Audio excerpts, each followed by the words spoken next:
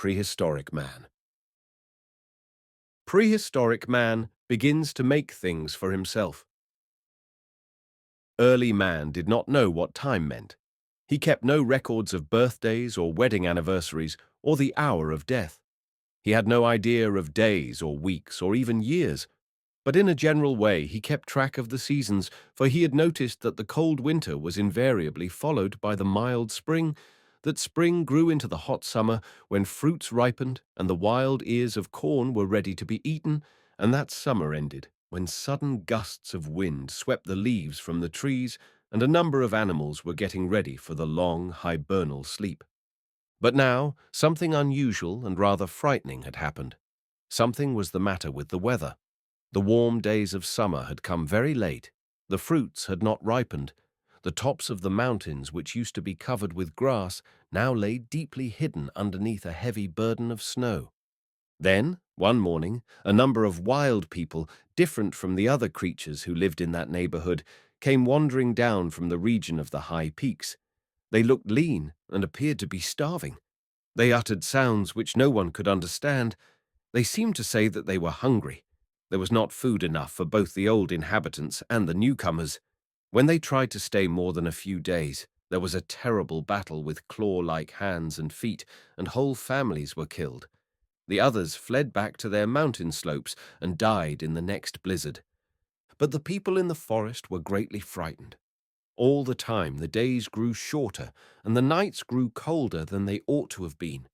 Finally, in a gap between two high hills, there appeared a tiny speck of greenish ice. Rapidly, it increased in size. A gigantic glacier came sliding downhill. Huge stones were being pushed into the valley. With the noise of a dozen thunderstorms, torrents of ice and mud and blocks of granite suddenly tumbled among the people of the forest and killed them while they slept. Century-old trees were crushed into kindling wood. And then it began to snow. It snowed for months and months. All the plants died, and the animals fled in search of the southern sun.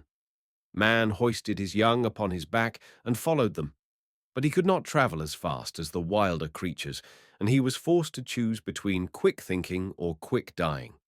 He seems to have preferred the former, for he has managed to survive the terrible glacial periods which upon 4 different occasions threatened to kill every human being on the face of the earth. In the first place, it was necessary that man clothe himself, lest he freeze to death. He learned how to dig holes and cover them with branches and leaves, and in these traps he caught bears and hyenas, which he then killed with heavy stones, and whose skins he used as coats for himself and his family. Next came the housing problem. This was simple. Many animals were in the habit of sleeping in dark caves. Man now followed their example, drove the animals out of their warm homes and claimed them for his own. Even so, the climate was too severe for most people, and the old and the young died at a terrible rate. Then a genius bethought himself of the use of fire. Once, while out hunting, he had been caught in a forest fire. He remembered that he had been almost roasted to death by the flames.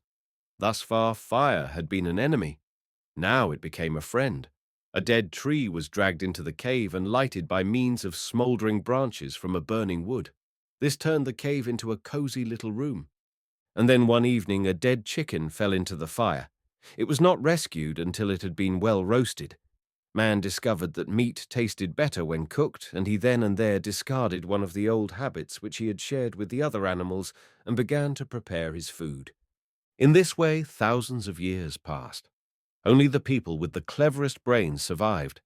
They had to struggle day and night against cold and hunger. They were forced to invent tools. They learned how to sharpen stones into axes and how to make hammers. They were obliged to put up large stores of food for the endless days of the winter, and they found that clay could be made into bowls and jars and hardened in the rays of the sun. And so the glacial period, which had threatened to destroy the human race, became its greatest teacher because it forced man to use his brain.